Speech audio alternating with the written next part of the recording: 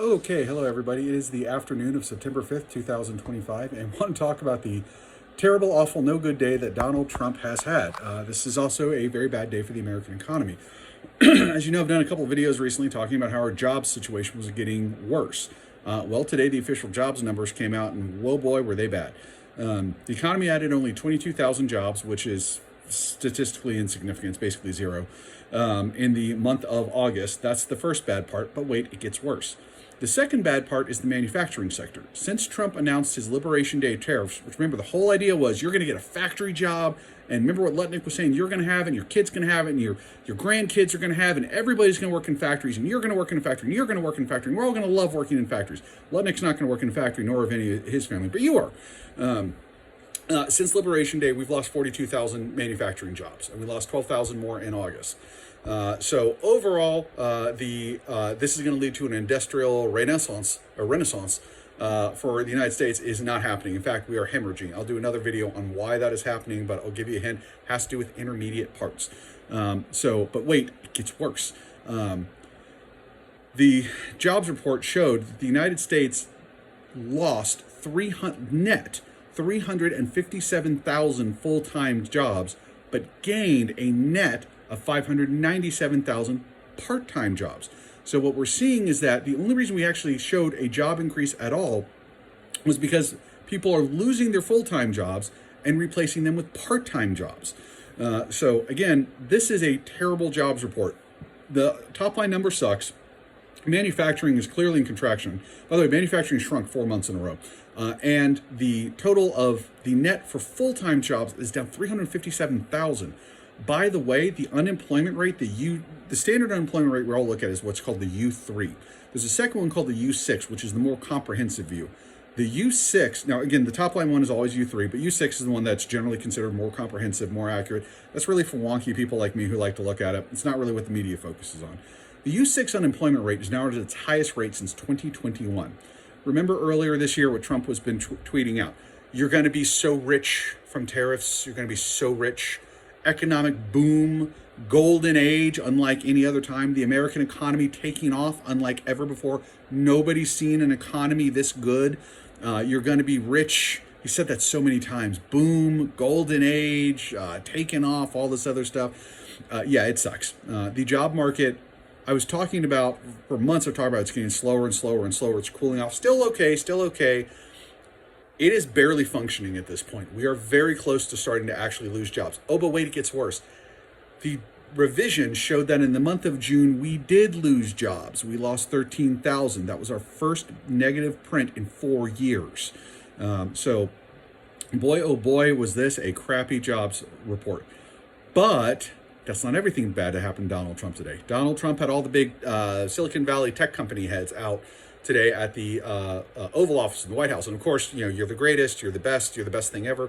I've said in multiple videos that what do? You go and see Donald Trump, you tell him whatever he wants to hear so he doesn't get mad and blow things up. Then you go out and you do whatever you're going to do anyway.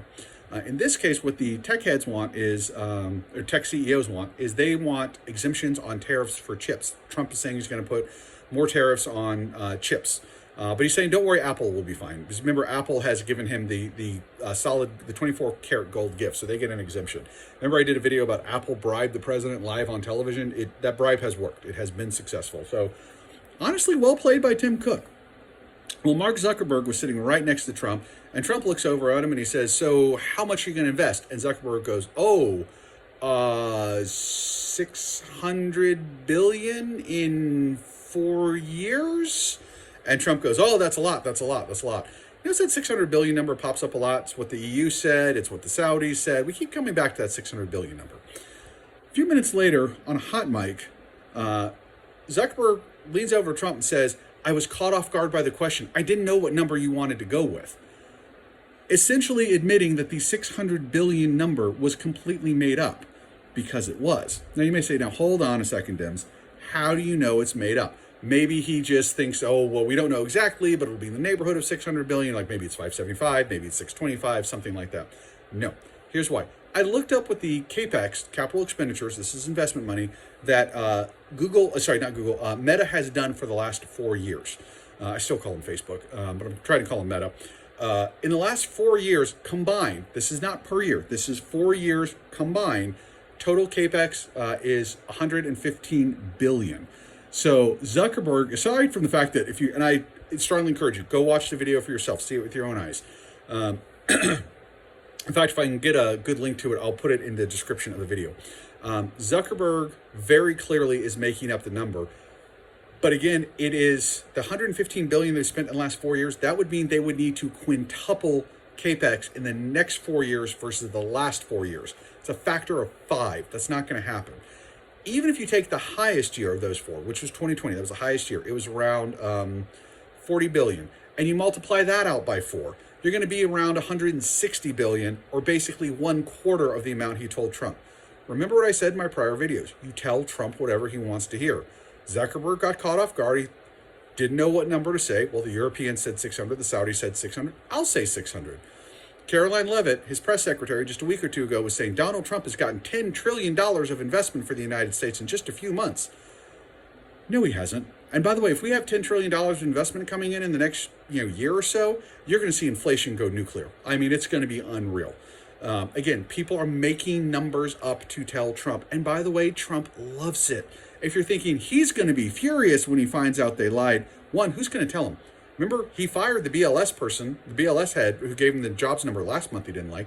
He fired all the Pentagon chiefs who said that the Iranian nuclear program is still together. The people that were not agreeing with RFK at CDC and whatnot have all been fired or quit. Trump's very clear. You will tell him what he wants to hear or you will get fired. So who's going to tell him it's BS? Answer, nobody is going to tell him. So overall, but the main thing with this, though, aside from the fact that it's all BS, is that it is public. It is now public knowledge that people are making up these numbers because Zuckerberg pretty much admitted it on television. Now, granted, we saw Apple bribe him on television. No one seemed to care. So I'm not sure if anyone will care about this. But overall, absolutely rotten day for Donald Trump and a rotten day for the American worker and the American economy. If you have a job, thank your lucky stars and hold on to it. Bye-bye.